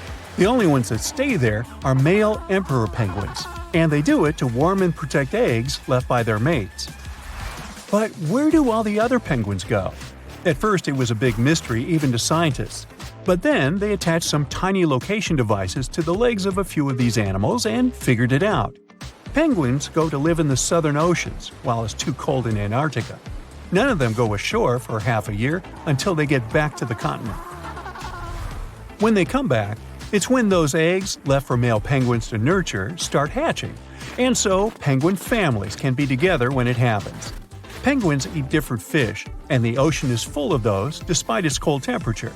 In some areas, water can reach below freezing temperatures because it's salty. But fish don't freeze there because they have antifreeze proteins in their bodies. Then there are also about 1 million seals in Antarctica. They like fish too, and they can hold their breath underwater for 2 hours. They see way better underwater than in the bright light of the day, and they also use their whiskers to locate food. Their breathing holes in the ice can freeze while seals are away, and they must use their teeth to make a new one. Seals can even sleep underwater and then resurface occasionally to get some air without waking up. I can appreciate that. In 1952, an Air Force plane called C-124 Globemaster II crashed into a big mountain while flying from Washington to Alaska. Sadly, everyone on board, 52 people in total, didn't make it. The bad weather at the time made it hard to find the crash site, and even later, any attempts to locate it failed. But in 2012, a helicopter crew doing a training mission spotted the pieces of the crashed plane on a glacier called Colony Glacier in Alaska. They started looking for more pieces and confirmed it was indeed the missing plane. Since then, every summer for about a decade, different military groups have been helping in an operation called Colony Glacier. They've managed to identify 40 out of the 52 people whose lives were lost in the crash. The soldiers taking part in this mission take their promise seriously to never leave a fallen comrade behind. They believe it's their duty to bring back those who didn't make it. Another discovery comes from the Alps. In 1991, some hikers exploring the picturesque Alps stumbled upon a human body. It was half frozen in ice at the top of a mountain pass between Italy and Austria. At first, the local police thought it might be a mountaineering accident. But in a few weeks, archaeologists started claiming that this guy might have lived more than 5,000 years ago. They eventually gave the frozen fellow the nickname Ötzi. He was named after the nearby Ötztal Valley. He's become quite famous as the oldest ice mummy on record. Ötzi's frozen state might not be as unique as we thought, and that's where things get really cool. Archaeologists have another theory. See, at first, everyone was convinced that Ötzi marked the start of a cooler period because he had been frozen in the ice without any interruptions since he had lost his life. Yet, over the past few decades, glaciers and ice patches worldwide have been melting away like ice cream on a hot summer day. Not just Ötzi, but other ancient relics like bodies, hunting gear, horse droppings, and even ancient skis started to appear. So, archaeologists say there are similar sites. They found quite a few, and they all fit perfectly into this growing field of glacial archaeology. It seems like as the world warms up, it will show even more ancient secrets from the deep freeze. Moving on to another amazing discovery. In 2018, William Taylor and Nick Jarman were exploring the snowy slopes of Mongolia's Altai Mountains. They found an ancient treasure trove hidden in the ice. Inside the trove, they found a well-preserved 3,000-year-old arrow shaft adorned with ochre markings. It was in pristine condition, a rarity for organic items that old. They found other items too, like a bronze arrowhead with bits of animal sinew still attached.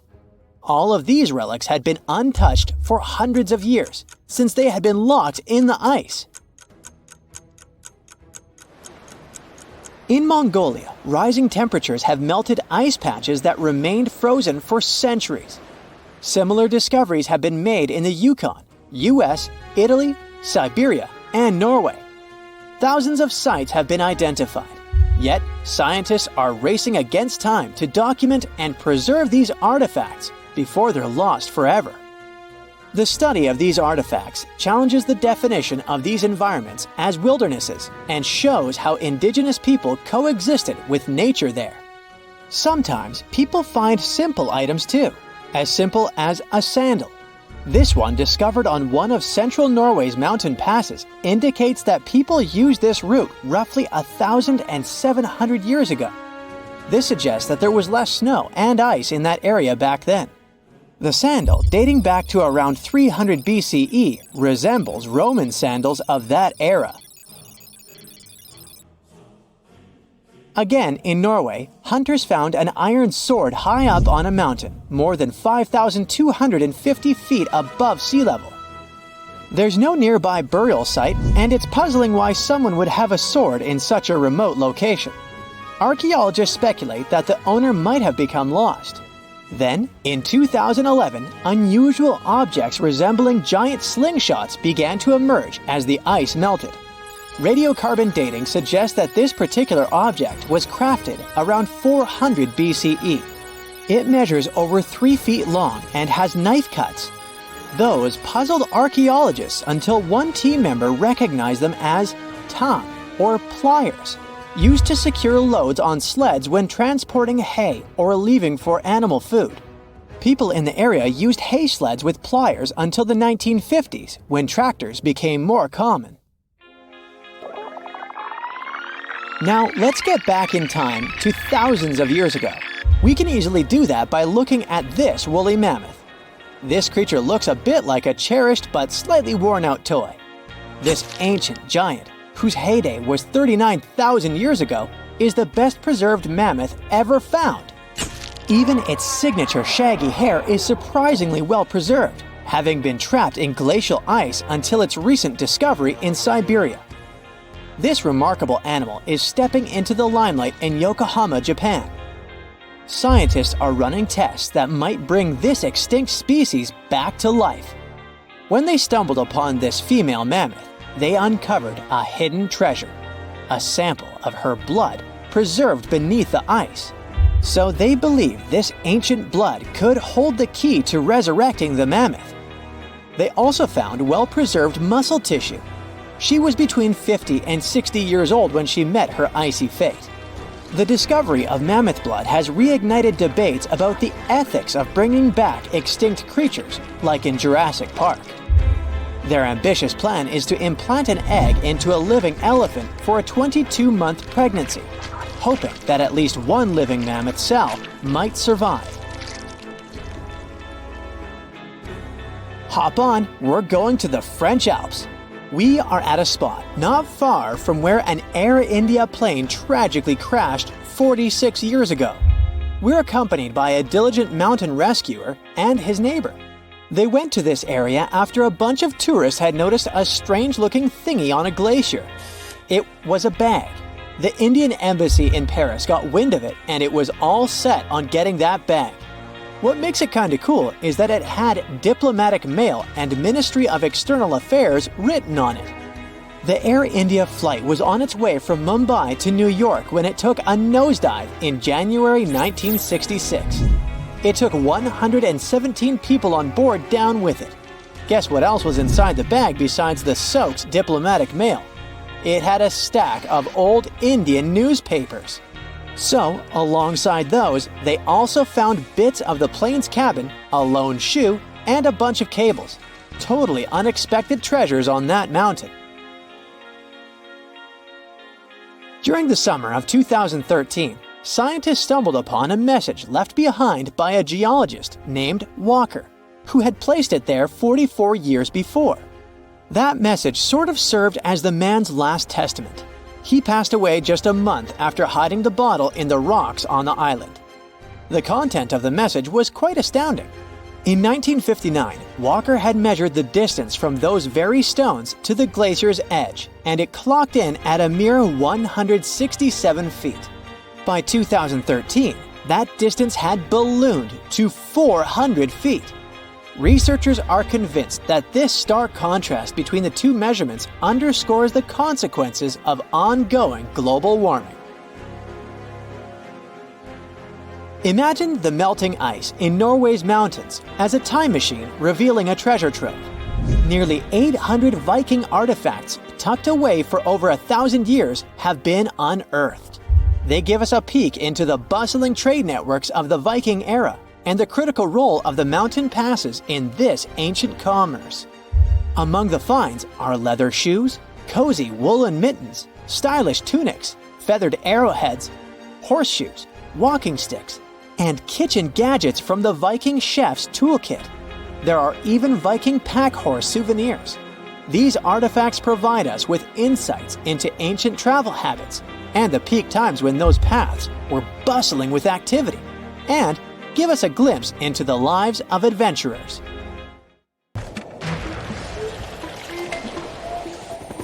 There's not much to do in Antarctica except scientific work. You could check out the wildlife, like some cute penguins and seals, and you'd get to see the occasional whale swimming around. Antarctica is one of the biggest lands out there that's only inhabited by scientists and researchers from all over the world. These scientists dug a hole through some pretty thick ice to study the ancient air and how the atmosphere cleans itself. They used a special drill and dug a clean cylindrical hole 450 feet below the surface. Some of this ice can be up to 800,000 years old and is a good indicator of what the climate was like in the past. It's like checking out tree rings to determine how old a certain tree is, except it's more complicated than that. After the effortless digging, they decided to drop some ice to the bottom of the hole to see what would happen next. They heard some really unusual sounds.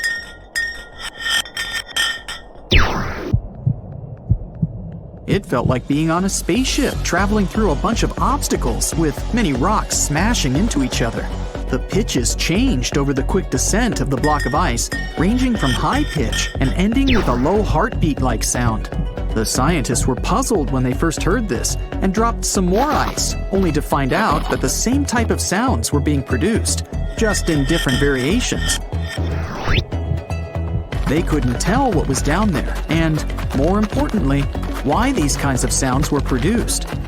Antarctica boasts quite a few volcanoes, many of which are under super thick sheets of ice.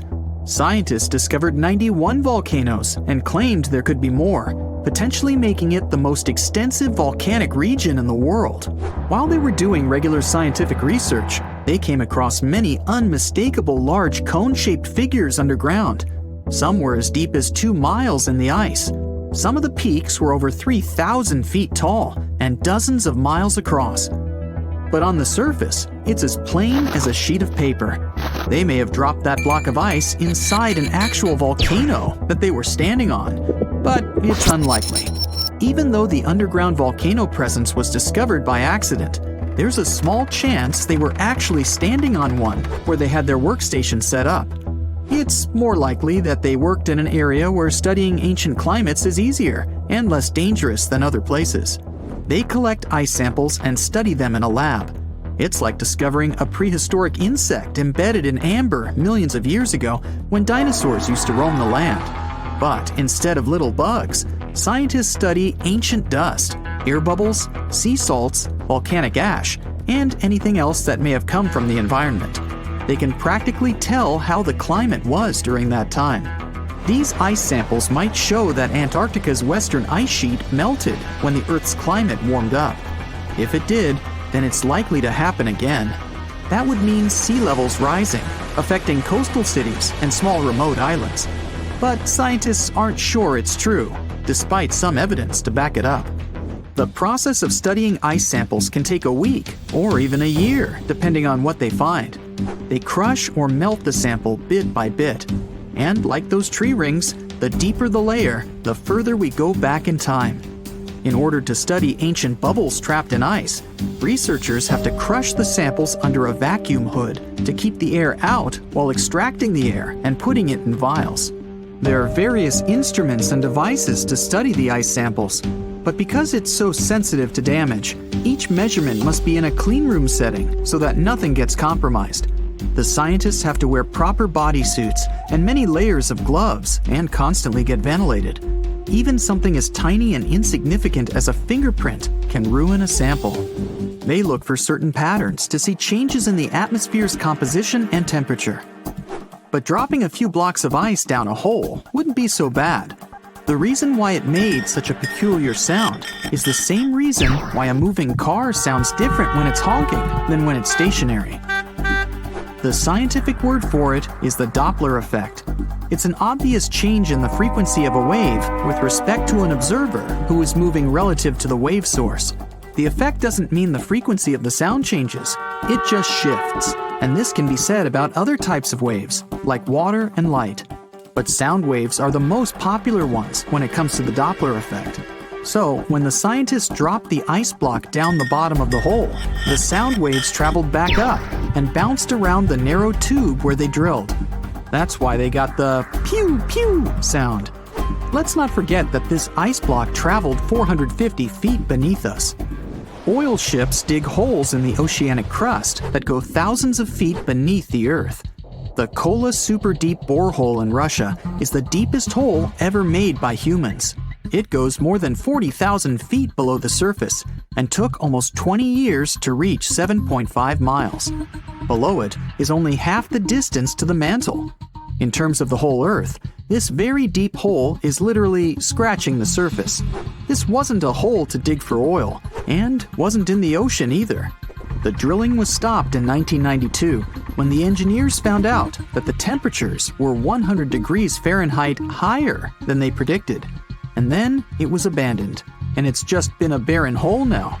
But that's the closest we've dug to the center of the planet. The scary thing is that some of the workers on the site could hear voices coming from within. All the way in Yemen, an ancient hole exists in Barhout, in the east of the country in the middle of the desert. It's actually closer to Oman than to the capital Sana'a. This hole has puzzled experts and locals. Unlike the holes in Russia and Antarctica, this wasn't man-made. Or was it? It's been around for many years, and the locals try to steer away from it. They don't even like talking about it, since they claim it brings bad luck to those around it, or to whoever utters its name. They claim it was created as a prison for spirits, but many rule that out. The hole is 98 feet wide and somewhere between 330 to 650 feet deep. You can also hear strange sounds coming from the inside. But according to some scientists, the well has little to no ventilation and barely has any oxygen down there. So it's unlikely that anyone or anything lives down there. The Challenger Deep in the Mariana Trench caught some low-pitched grumble sounds in March of 2016. Some of these grumbles were followed by screeches. They caught these sounds in a span of weeks, using a titanium-encased microphone so that the immense pressure of the lowest point on Earth wouldn't crush it. They had to lower it slowly as well, since it's 1,000 times the atmospheric pressure at sea level. For 23 whole days, the microphone recorded typical sounds of whales passing by and boats sailing across from above, and even rumbles of nearby earthquakes, but they still couldn't determine what caused those initial sounds. The researchers couldn't understand if the noise from the bottom of the Mariana Trench was caused by humans or was natural. They also wanted to know if these sounds affected marine life, like dolphins and whales that rely on echolocation. They still can't figure it out, but scientists estimate that the ocean is about 10 times noisier than it was 50 years ago. With technological developments in shipping, submarines, and underwater construction, the ocean will only get louder with time. Northern lights come with sounds, which nobody talks about. They're usually audible when the auroras are at their most powerful presence. Scientists were always puzzled as to what caused the faint popping and crackling, even though they were very far above us. They used some special microphones and found out that the sounds came just 230 feet above us, which is pretty low. They're caused by electrical charges gaining power in a specific region of the auroras. The electrical charges are disturbed by magnetic storms that fire up the northern lights. As a result, some tiny sparks are released into the atmosphere, causing the faint crackling and popping noise.